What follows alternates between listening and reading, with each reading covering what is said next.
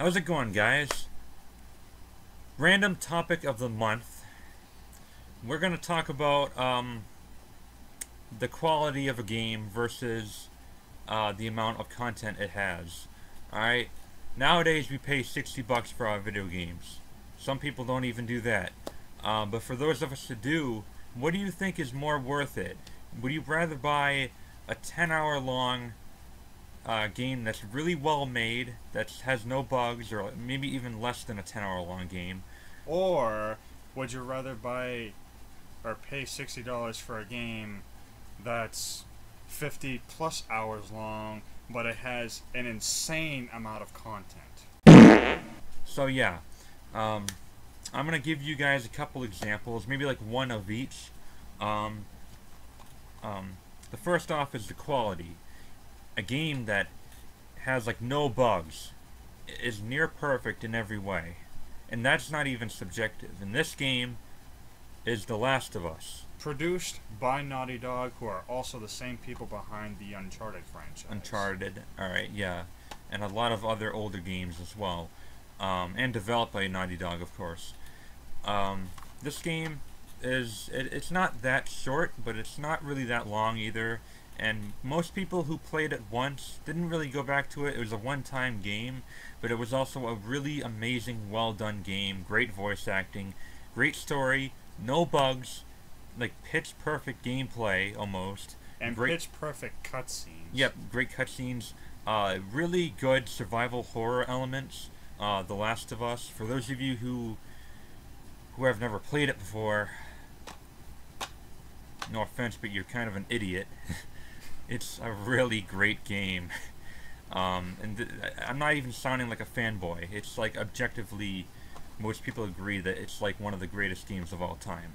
So it's not that long. It's like 12 hours long. If you take away the cutscenes, like the actual time you play it, it's around 10 to 12 hours long. Or more if you attempt to get platinum.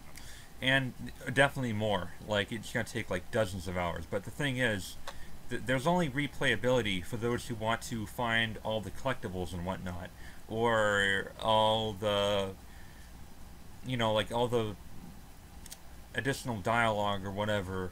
But that's mostly just kind of like padding. I'm talking about like the average length of the video game itself, the one-time length.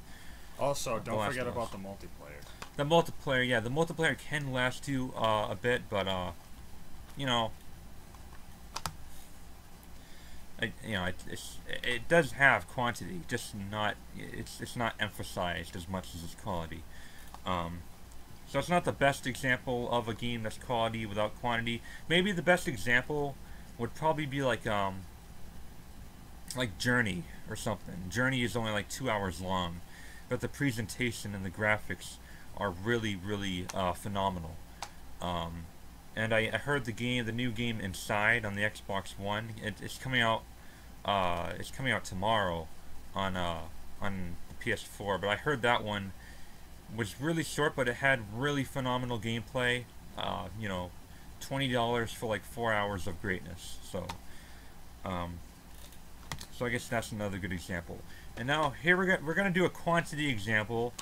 A really big example of quantity. Prime fucking example of a game with tons and tons of quantity, but the gameplay itself is buggy, it's repetitive, it's tedious, it is just generic, flat out, very average feeling game, and that game is The Elder Scrolls Online. In my 3 months of PlayStation Plus, I was not able to play the whole thing. I was able to beat the story and transfer to the other region, but I still have like an entire other territory. There are 3 territories in the game. Each territory takes up around 100 to 150 hours each. This game literally has, and that doesn't even include the PvP either, so this game literally has at least 400 to 500 hours of content if you explore everything. It is fucking ridiculously big. It's the biggest game I've ever played, although I am aware that it is not the biggest game of all time. That would probably be Daggerfall, I heard was even bigger, but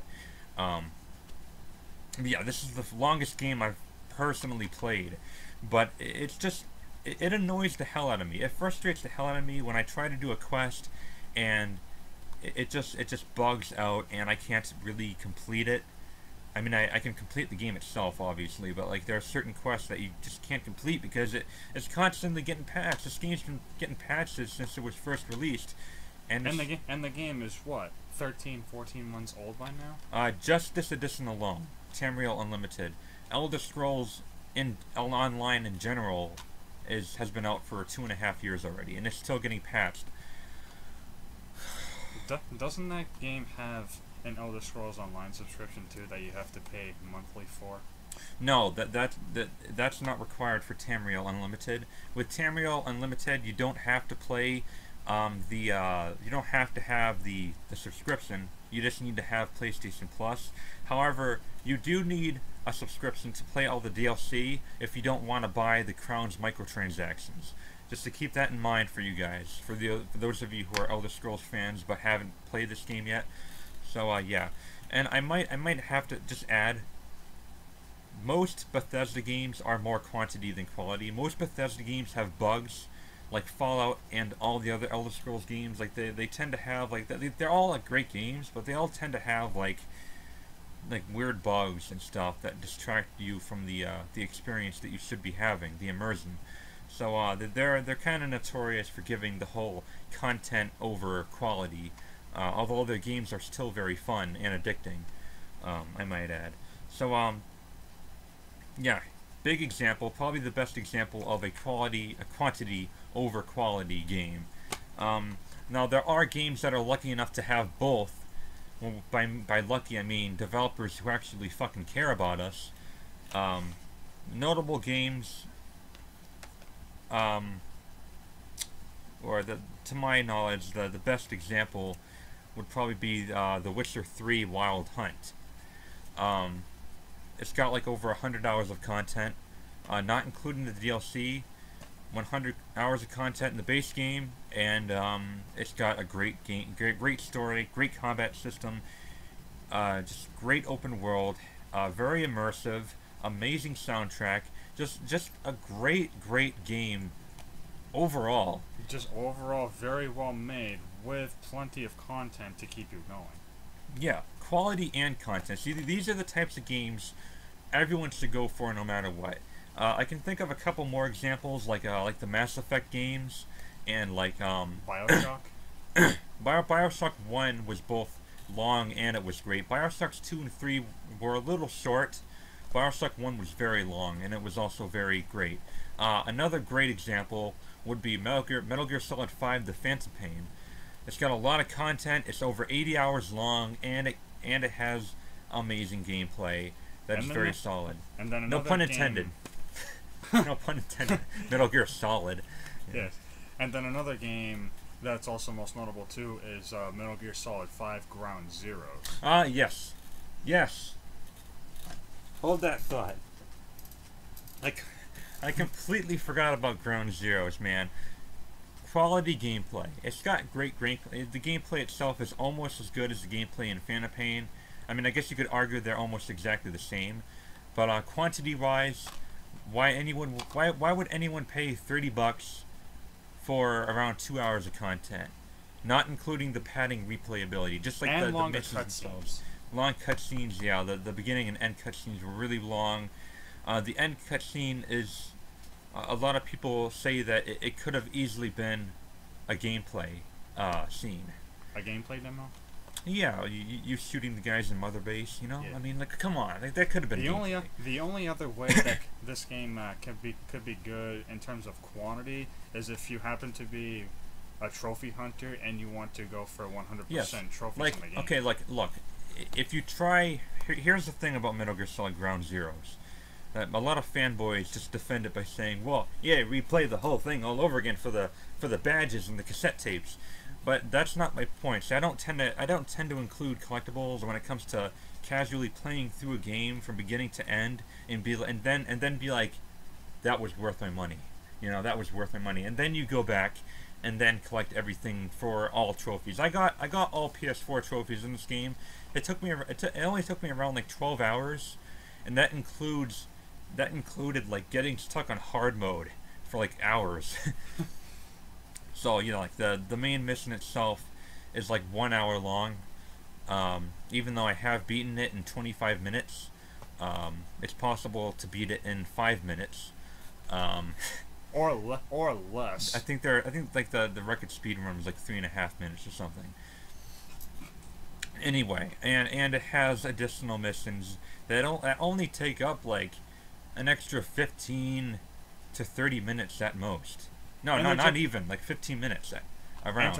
And to my knowledge too, they're just filler missions with completely different Yeah. characters. The only mission that's canon to the timeline of the game is the main mission. All the other missions are just like objectives, kinda, taking place in the same area as the main mission. So basically, you're basically doing like objectives in the same mission area without doing the mission at the same time. I didn't really think the idea of Ground Zeroes was that good. I thought it was kind of a cash-in, like it's like here's what Phantom Pain will have to offer, and then I play Phantom Pain and it's a bit different because the areas that you do objectives in are hardly the areas where the story missions are. So I found Ground Zeroes to be a major ripoff. Not necessarily for like 15. 15 is okay. It's how much I paid for it, and it was barely worth that price. But 30 when it came out, no. A major fucking ripoff. So it's a good example of a game with good quality gameplay, but just not that much quantity at all. You'll be done with it in a couple hours or a few hours at most. So yeah, and to top it off, we just sold this game, by the way. It's one of those games that, for the first time, it kind of has actually neither. You want to tell them the name of that game? They can probably guess it right now. Guess. Take a wild guess. I'll give you a couple seconds.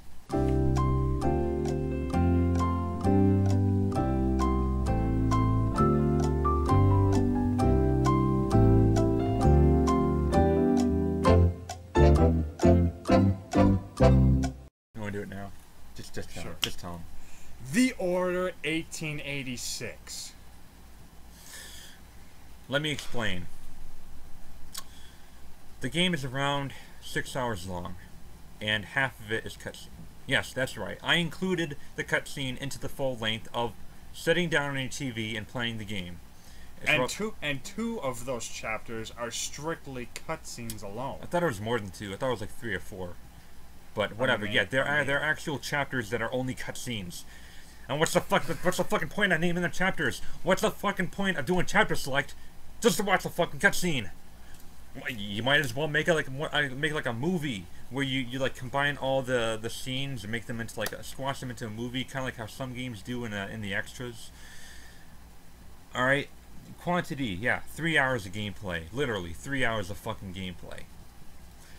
And another thing that pissed us off too is going back for the collectibles to get platinum in the game. The fucking game does not track which collectibles you missed, so you potentially have to play the rest of the game over again via chapter select to find the rest of the collectibles that you missed. Yeah, that's what I was about to say.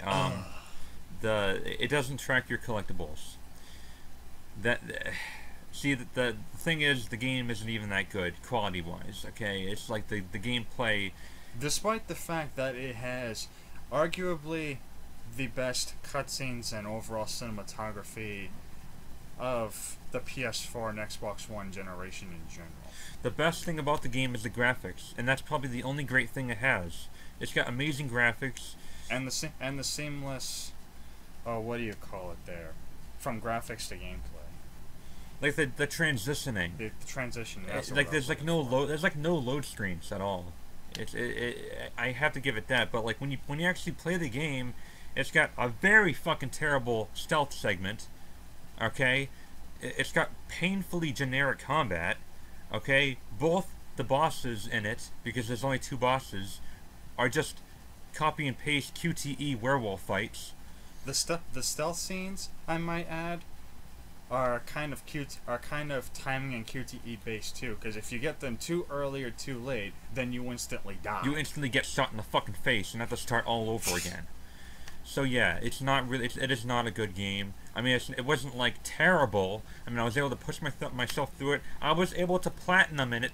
I was able to platinum the game in 8 hours. I played through it once on 6 hours, and then I went back to get all the collectibles. Might I add, recover every single collectible that I could have, that I either already collected or didn't collect, because since it didn't track all your collectibles, you have to collect them all again anyway to make sure, and that alone only took me 2 hours. So I got platinum in 8 hours. And it's a good thing when I got it, I didn't pay anything for it. I traded in Mortal Kombat X, which was probably a mistake because that was a much better game, and along with a $5 coupon, which was also a mistake because I could use that for another game, on the Order 1886. So I got 10 store credit for Mortal Kombat X plus a $5 coupon to get the Order 1886, which was $15. I think it still is 15 pre-owned. But yeah, I mean, I guess I was able to platinum the game as well, but it took me all I could. The gameplay alone at times made it a fucking chore to get platinum. That depends, because how do you do it? Did you like I did almost the same thing you did. I watched a gameplay video of how to get all the collectibles. I went through the rest of the game via chapter select yeah, but did you immediately stop after collecting everything within that chapter, or did you like play through, or did you like essentially play through the whole thing over again just for like the collectibles? No, I went through everything via chapter select. So like you got this next subchapter, this next subchapter, like pretty much. Oh, I suppose he had a harder time with it than I did. I mean, I didn't mind it, but it was deeply repetitive. So But I slowly, one by one, got all the other trophies by gaining all the other collectibles up until I got platinum. It's a very easy trophy. You can get all of the trophies on easy mode. So yeah, it's a very, very easy trophy if you follow the collectibles guide. But that's all it had going for it. If you're a trophy hunter, which I am, I have like 20-something platinum trophies. If you're a platinum hunter, then yeah, it's worth it. But other than that, it's not worth it. I mean, the story wasn't even that good, you know. Like there wasn't really anything going for it. So yeah, basically, what is more important? And I think this is a pretty important topic because it helps us determine the types of games that we really should pay more attention to. You know, whether you want to pay $60 for a short but great and unmemorable, the complete opposite of memorable. Pay $60 for a very unforgettable game that's very solid, albeit very short, but also very good. Or a game that will keep you busy for a very long time, like Elder Scrolls Online or Destiny or something like that. But the gameplay and the quality just isn't really up to snuff. Which is more important? Comment down below. I would love to hear all 2 comments that this video will get. And fuck it. Thank you for watching. Fucking A, man. Why do I even fucking bother? The Gamer Gods! Fail!